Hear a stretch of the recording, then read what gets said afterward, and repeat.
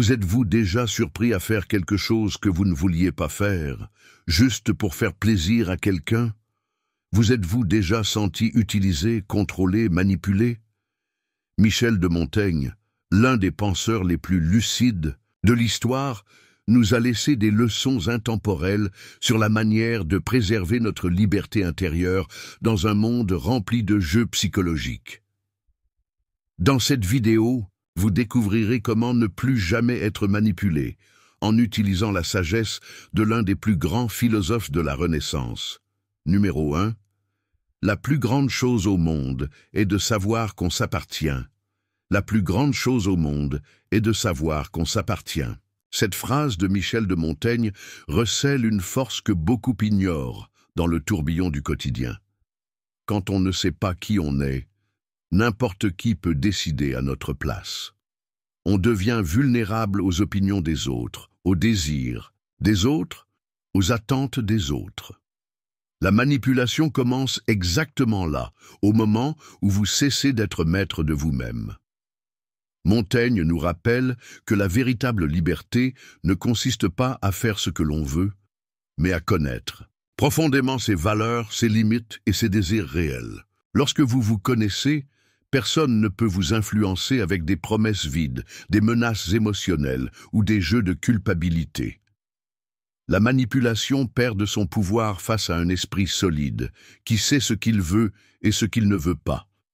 Appartenir à soi-même, c'est savoir dire non, sans culpabilité, c'est refuser ce qui ne résonne pas avec votre essence, c'est ne pas avoir besoin de l'approbation constante des autres pour suivre votre chemin. C'est être en paix avec vos décisions, même lorsqu'elles déplaisent. Montaigne. Savez qu'une vie guidée par sa propre conscience est une vie à l'abri de la manipulation. Et cela demande de la pratique, s'observer, réfléchir avant d'agir, faire taire le bruit extérieur pour écouter sa propre voix intérieure. Plus vous vous appartenez, moins les autres vous commandent. Et c'est l'une des plus grandes libertés qu'un être humain puisse atteindre. Numéro 2. Évitez ceux qui imposent des certitudes absolues. Michel de Montaigne disait que le doute est un signe d'intelligence. Pour lui, ceux qui imposent des certitudes absolues sont en réalité les plus dangereux.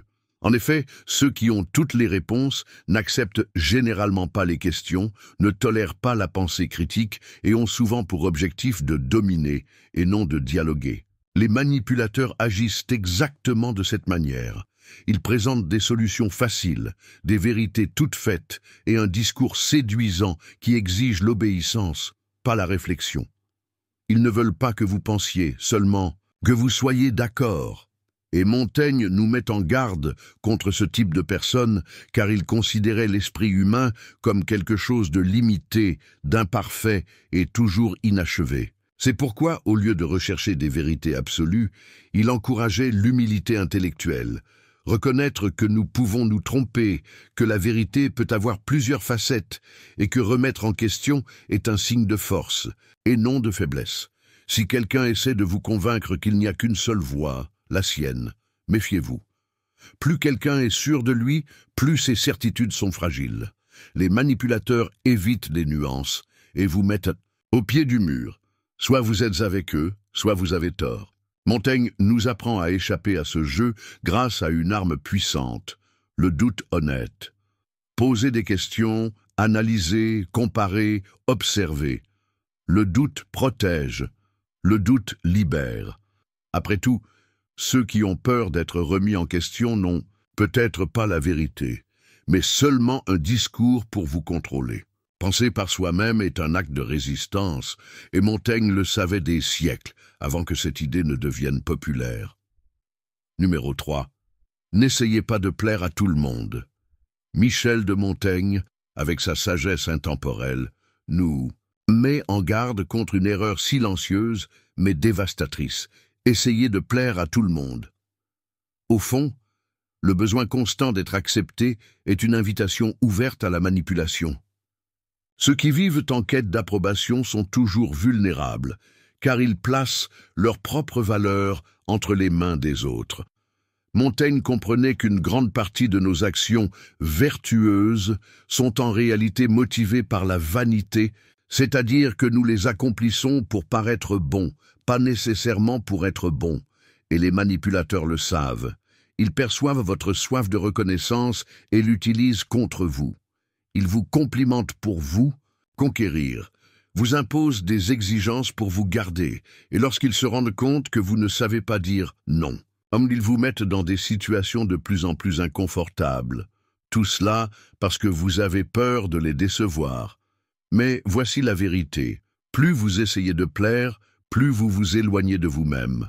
Montaigne proposait une vie où le contentement intérieur était plus important que les applaudissements extérieurs. Il croyait que la liberté d'être soi-même, même si cela déplaît, vaut bien plus que n'importe quel masque social. Lorsque vous apprenez à ne pas dépendre du sourire des autres pour vous sentir bien, vous devenez immunisé contre la manipulation émotionnelle. Il n'y a rien de mal à vouloir plaire, mais vivre pour plaire, c'est renoncer à son autonomie. Celui qui cherche trop à plaire se perd. Choisissez donc avec sagesse, soit vous vivez selon vos convictions, soit vous vivez à la merci des autres. Numéro 4. Reconnaissez vos faiblesses et acceptez-les. Montaigne a été l'un des rares philosophes à avoir eu le courage d'écrire sans détour sur ses propres faiblesses. Il savait que reconnaître nos défauts ne nous affaiblit pas, au contraire, cela nous libère. Le manipulateur vit de l'insécurité des autres. Il sonde leur fragilité, leur honte cachée, leurs peurs les plus profondes, et les utilise comme des outils pour les contrôler. Mais lorsque vous acceptez qui vous êtes, avec vos défauts, et tout le reste, le jeu change complètement. Il n'y a rien qu'il puisse vous jeter à la figure que vous n'ayez déjà affronté vous-même. Montaigne croyait que la véritable force réside dans le fait de regarder en soi avec honnêteté, sans se faire d'illusions. En admettant vos limites, vous devenez plus humain, et paradoxalement, plus fort. Personne ne peut manipuler une personne en paix avec elle-même, car cette personne ne dépend plus de l'approbation extérieure pour exister. Reconnaître ses faiblesses, ce n'est pas s'y résigner, mais les comprendre, les accepter et apprendre à agir en toute conscience, et non par impulsion ou par défense. La meilleure armure contre toute forme de manipulation est la connaissance de soi. Celui qui sait où il a mal, où il se trompe, où il trébuche, sait aussi où il doit faire attention. Montaigne nous enseigne qu'il vaut mieux vivre avec ses imperfections que de passer sa vie à essayer de les cacher.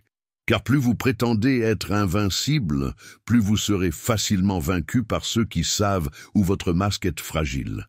Et le pire type d'esclavage est celui de ceux qui essaient de paraître parfaits tout le temps. Numéro 5. Rapprochez-vous de ceux qui vous donnent la liberté, ne contrôlez pas. Michel de Montaigne accordait une grande valeur à l'amitié, mais pas à n'importe quel type de relation. Il appréciait celles qui vous permettent d'être vous-même, sans masque, sans pression, sans manipulation. Dans un monde où tant de gens s'approchent uniquement pour vous prendre quelque chose, il nous invite à observer attentivement. Cette personne me libère-t-elle ou me contrôle-t-elle? Les relations saines, qu'elles soient amoureuses, familiales ou amicales, sont celles où l'autre a la possibilité de respirer, de réfléchir et de décider sans crainte. Le manipulateur fait le contraire. Il envahit, emprisonne, étouffe avec des exigences déguisées en affection, avec des conseils qui ressemblent à des ordres, avec une préoccupation qui vise en réalité à vous garder sous surveillance. Montaigne comprenait que le véritable amour respecte le libre arbitre. Il ne voulait pas de lien basé sur la dépendance émotionnelle, mais plutôt sur l'admiration mutuelle et l'autonomie. Être aux côtés de quelqu'un ne devrait pas signifier renoncer à soi-même. Au contraire, les bonnes relations nous renforcent, nous élargissent, nous rendent plus libres. Quand quelqu'un exige que vous changiez votre essence pour être accepté, ce n'est pas de l'amour, c'est du contrôle. Quand quelqu'un est dérangé par votre liberté, c'est parce qu'elle menace la domination qu'il tente d'exercer sur vous. Montaigne nous rappelle que se rapprocher de ceux qui vous encouragent à penser par vous-même est une façon de préserver votre santé mentale. La liberté est le fondement de toute relation digne de ce nom, et ceux qui vous aiment vraiment ne vous retiennent pas, ils vous libèrent. Numéro 6. Méfiez-vous des discours émotionnels. Michel de Montaigne comprenait la complexité de l'esprit humain, mais savait que les émotions peuvent souvent être manipulées à des fins égoïstes. Il nous mettait en garde contre le pouvoir des discours émotionnels, en particulier ceux qui font appel à la peur, à la culpabilité ou à la pitié, dans le but d'influencer nos décisions. Les manipulateurs utilisent souvent ces émotions pour susciter une réponse rapide, souvent irrationnelle, qui nous empêche de penser clairement. En faisant appel à la partie la plus vulnérable de nos émotions, ils nous conduisent à prendre des décisions que nous ne prendrions jamais après une analyse rationnelle. Montaigne reconnaissait que bien que les émotions soient une partie fondamentale de notre expérience humaine, il est nécessaire de développer la capacité de remettre en question ces réactions. Lorsque quelqu'un tente de toucher directement vos émotions, il est essentiel de prendre du recul et de réfléchir. Ce qui est dit est-il vrai ou est-ce simplement une façon de me contrôler? Un discours émotionnel peut sembler légitime, mais derrière les mots peut se cacher un désir de manipulation. Le manipulateur sait que l'émotion est l'un des moyens les plus efficaces d'influencer les gens, car elle agit rapidement, sans que la raison n'intervienne. Montaigne nous enseigne donc à agir avec prudence face aux appels émotionnels. Au lieu de prendre des décisions précipitées sous la pression émotionnelle, nous devons respirer, réfléchir et agir avec discernement. Ceux qui manipulent émotionnellement ne se soucient pas de votre bien-être. Ils veulent que vous agissiez selon ce qui leur convient. La clé de la liberté émotionnelle est la maîtrise de soi, la capacité de ne pas se laisser emporter par des discours qui touchent les émotions, mais plutôt de réfléchir calmement avant d'agir. Numéro 7. Pratiquer le détachement volontaire.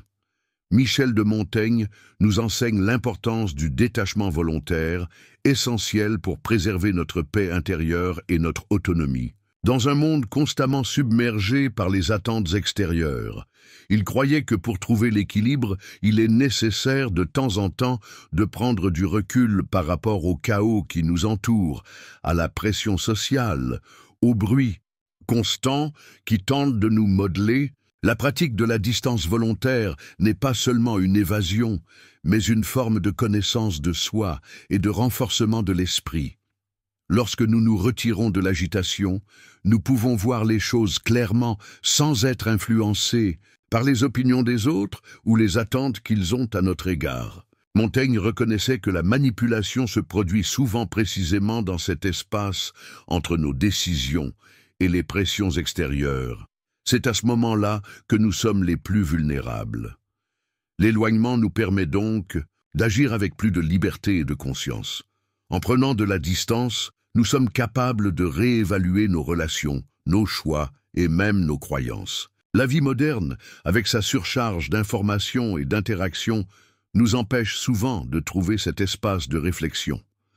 Mais Montaigne suggère qu'en pratiquant le détachement volontaire, nous trouvons un lieu de quiétude où nous pouvons revenir à nous-mêmes. C'est dans cet espace que nous pouvons découvrir ce que nous voulons et ce dont nous avons vraiment besoin, sans les influences manipulatrices du monde extérieur. Ainsi, chaque fois que nous nous sentons encerclés par des pressions extérieures, nous pouvons rechercher cette distance, que ce soit pour quelques heures ou même plusieurs jours, afin de renouer avec notre essence et de prendre des décisions plus claires. Loin des manipulations et des influences extérieures, Montaigne ne nous a pas donné de formules magiques, mais des outils philosophiques pour vivre avec plus de conscience. Et la vérité est que personne ne peut vous manipuler. Si vous êtes présent, attentif et entier à vous-même, n'oubliez pas, la plus grande réussite est d'appartenir à soi-même. Seules les personnes déterminées qui sont restées jusqu'à la fin de cette vidéo peuvent commenter ci-dessous. J'ai resté jusqu'à la fin. Ainsi, je saurai qui veut vraiment prendre le contrôle de sa vie une fois pour toutes. Prenez soin de vous et à bientôt pour la prochaine vidéo.